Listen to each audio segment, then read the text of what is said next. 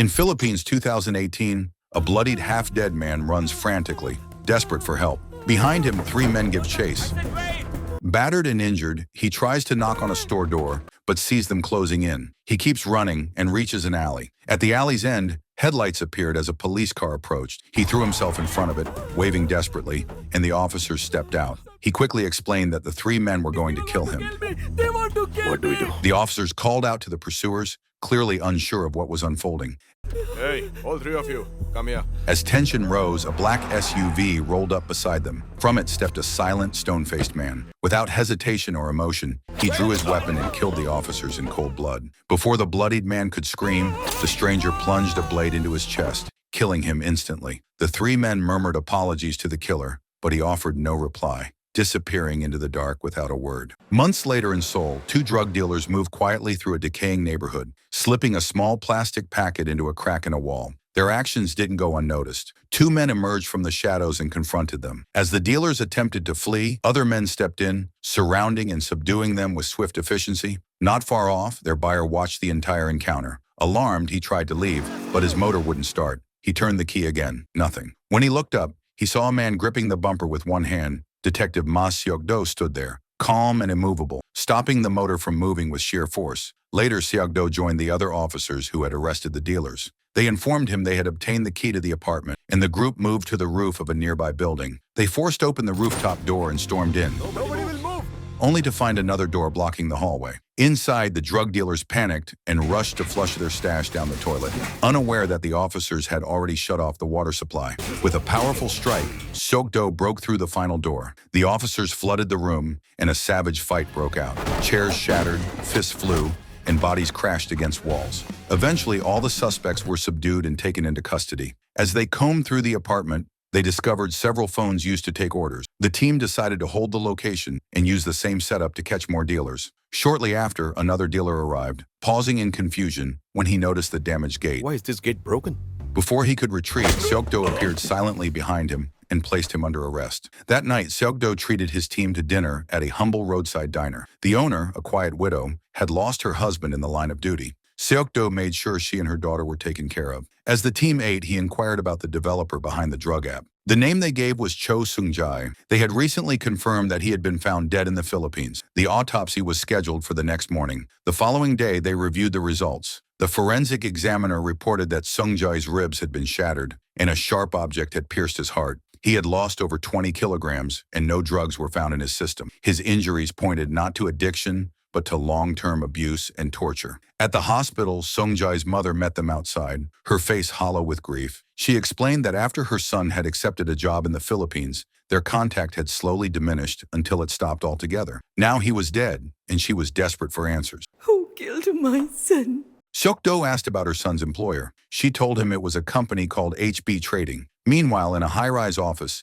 a man named Yang Dong-cheol handed 2 USB drives to his associate. Each contained access to a fraudulent crypto scheme. He was in collaboration with a high-ranking official, manipulating investors and funneling their money into offshore accounts. Back in the Philippines, in a remote industrial zone cloaked in secrecy, a Korean-run online casino operated behind reinforced walls. The man in charge, Beck ruled with merciless control. As he reviewed the casino's financials, his mood darkened. Jang Dong-cheol had failed to deliver the promised profit. As his subordinate explained the discrepancies, a new signal appeared on their network. Chang-gi ordered immediate preparation to investigate it. Get ready for it. Yes, sir. As the investigation deepened, police discovered that the software Cho Seung-jae had developed was open source. Anyone could modify and distribute it. This cleared him of direct involvement in drug trafficking. However, the company's listed contacts were dead ends, raising even more questions. Shortly afterward, Seok-do tried calling Seung-jae's mother again, only to learn she had taken her own life. Where did you say? The team rushed to her home, where they found a note.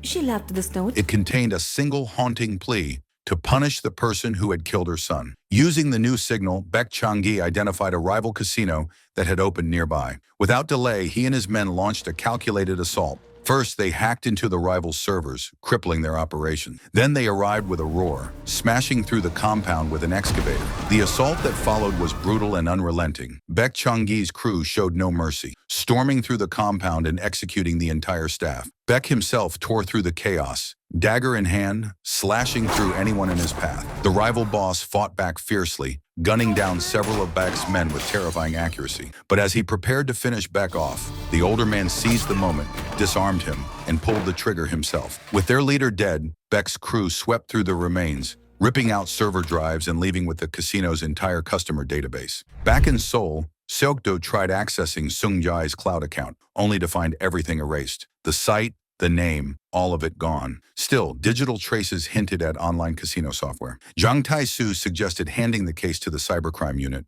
but Sukdo refused. With people dying, he needed to pursue the killers directly. Following the casino massacre, Chang-gi called Dong-cheol to report the rival operation had been eliminated. Dong-cheol, now satisfied, gave final approval for the funds and kept his word. Back at the station, 2 new members joined Seok-do's team. Han Ji-soo came from the cyber department, sharp-eyed and meticulous, while Gang Nam-soo arrived from digital forensics, quiet but razor-focused. As they sifted through data, the 2 uncovered the hidden layers of the online casino. We have found it out. But access proved far from simple. The site required a referral name, a specific ID, and a deposit just to enter. Seok-do, always one to cut through red tape, took Han and Jang Tai-soo on an unplanned raid. They stormed a hideout where low-tier gangsters were posturing, fighting to claim territory. The moment Seok-do burst in, the chaos froze. Without speaking, he started throwing punches, ending arguments with his fists. Forced into submission, the gang leaders stopped bickering under Seok-do's glare. Then calmly he demanded payment. Cornered, the thugs reluctantly handed over their cash.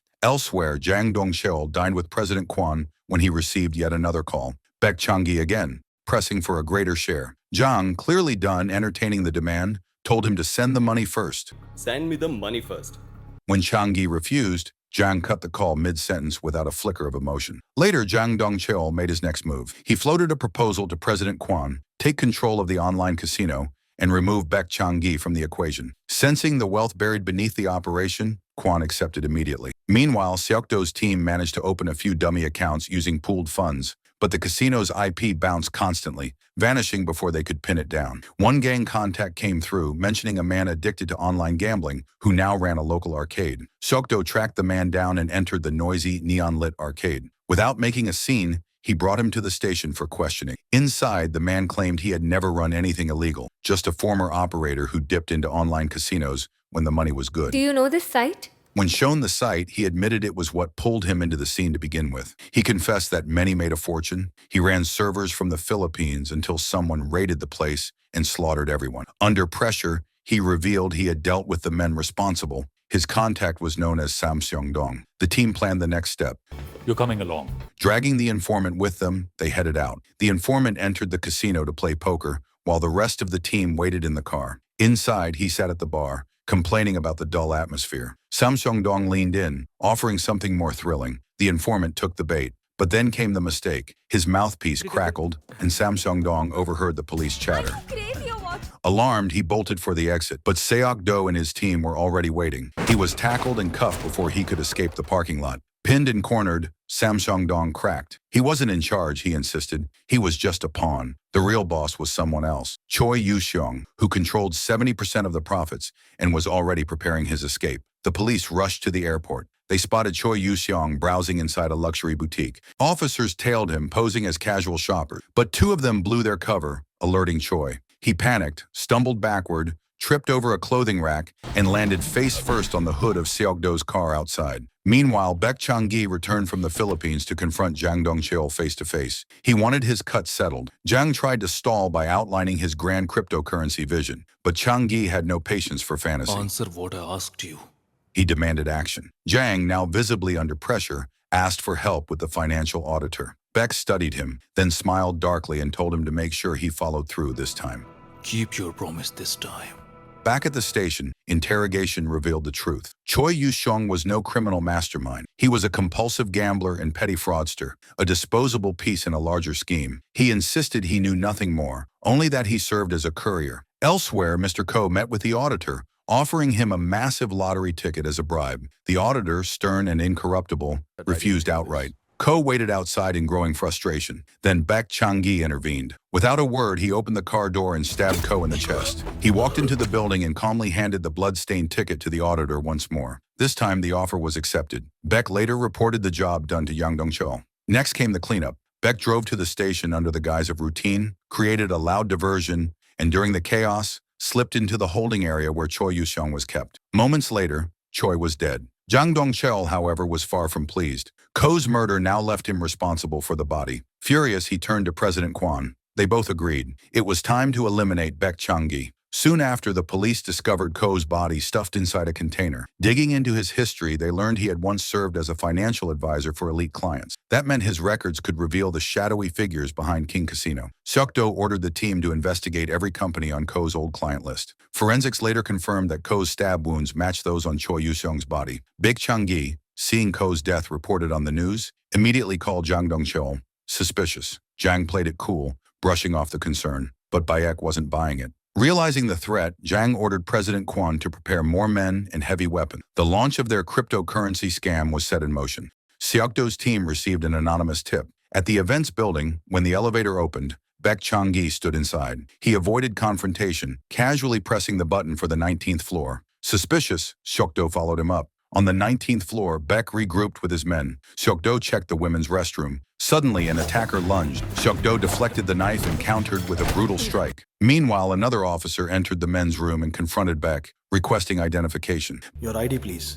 Beck responded with violence. A savage fight broke out. Beck proved overwhelming, dispatching the officer with ruthless speed. On the opposite end, another fight raged. Beck killed the officer with surgical brutality. Then, as fate played its cruel hand, a janitor walked in. Beck seized her and dragged her toward Seok-do. Without hesitation, he slashed her throat. Seok-do rushed to stop the bleeding. By the time he stabilized her, Beck was gone. But in his haste, one of his men had been knocked unconscious and left behind. Back at the station, the captive remained silent, but Seok-do's patience snapped. The beating was relentless. Eventually, the man broke. He confessed that Beck Chang-gi was a key player, but the true mastermind was Jang Dong-cheol. Yet without evidence, they were still boxed in. Soon after, the deputy chief summoned Seok-do and Jang Tae-soo to his office. He demanded solid proof. They had none. Furious, he ordered the case transferred. Seok-do's task force was officially disbanded. Frustrated and powerless, Seok-do returned to the quiet diner, seeking temporary escape in the haze of alcohol. He sat in solitude, nursing his anger,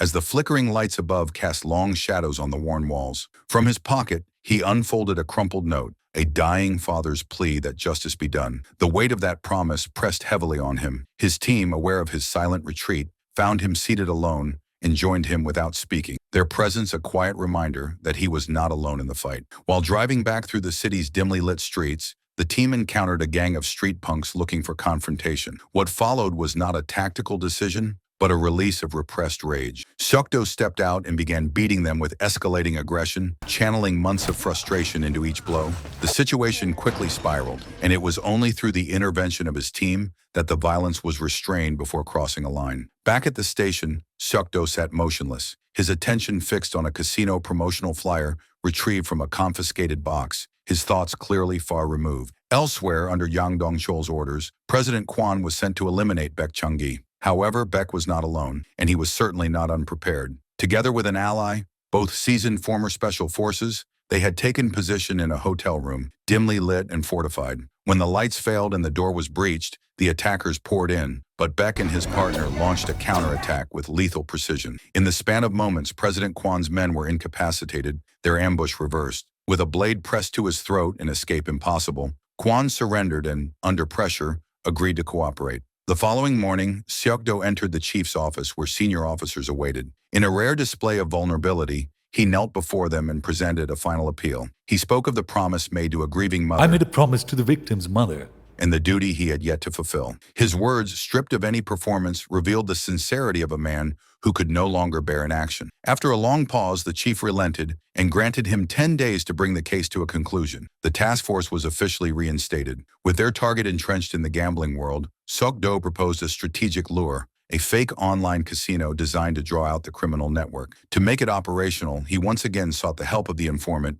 who initially rejected the idea with disbelief. Seok-do then presented an official-looking badge and, with carefully chosen words, framed the mission as one led by a covert police force. Caught between confusion and admiration, the informant hesitated before eventually agreeing, swayed by the illusion of importance. As the operation commenced, each team member assumed their role. Han Ji-soo managed the casino's digital systems. The finance unit oversaw the transactional network. Forensics handled the infrastructure and security. Once operational, the informant was dispatched to the Philippines to secure a business license under his assumed role as an elite operative. Though initially unsure, a reminder from Seok-do about his status tipped the balance, and he embraced the part with renewed pride. Let's go and finish them! That's the spirit. Upon arrival, the team connected with an old contact and secured an abandoned factory to serve as the site of their decoy casino. With equipment installed and systems in place, Queen Casino went live under the police's control. At the same time, President Kwon lured Jang Dong-cheol to a private meeting, claiming Beck Chang-gi had been captured. The offer to personally eliminate Beck was extended along with a handgun. Unaware of the deception, Jang arrived at the room and found Bayek waiting for him. Calmly, Beck asked for administrative credentials. Jang, seeing no future for Bayek,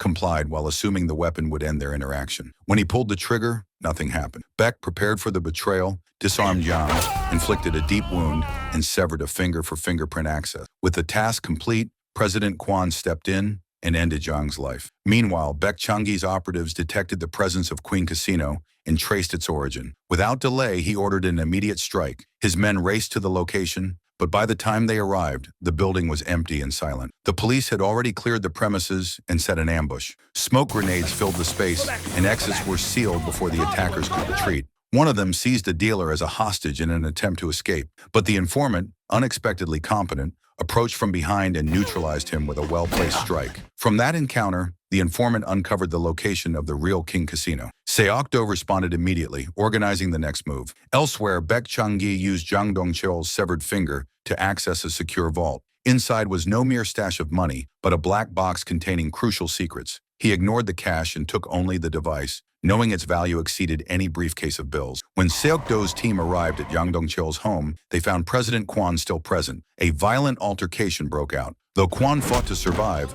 Sukdo proved too relentless. Once subdued, Kwon gave up Bayek's intended escape route. At the airport, with time quickly running out, Seok-do's team reviewed surveillance footage and identified Bayek Chang-gi and his partner preparing to board. Acting without hesitation, Seok-do rushed to the gate and entered the plane moments before takeoff. This is the police. Everyone, please step outside. Inside the cabin, the confrontation escalated quickly. Seok-do faced both opponents in the tight confines of the aircraft. Though outnumbered, he moved with unrelenting focus, targeting each man in turn. Amid the violent struggle, Beck lunged forward with a dinner knife. Rather than dodge, Sukdo allowed the blade to land, trapping Beck's arm in the process and retaliating with a devastating strike. Beck fell but rose again, determined to continue. With one final blow, Sukdo ended it. Beck collapsed and did not rise again. Moments later, Yang Tai-soo arrived with the SWAT unit. With their arrival, the operation reached its end. Justice had finally prevailed. Back in Korea, Sukdo visited the grave of Sung-jae's mother. He stood silently, surrounded by wind and memory, and spoke softly, acknowledging that her son's killer had been brought to justice. Elsewhere, the informant, now back in his home country, fully embraced his self-appointed role as a lawman. He began dating a foreign woman, basking in a false sense of purpose. One evening while driving, he ran a red light and was pulled over by a patrol officer. With complete confidence, he flashed his badge. The officer examined it, puzzled. The badge bore the emblem of the United States Food and Drug Administration. He called and confronts Seok-do, but he just laughed at him. He has been played.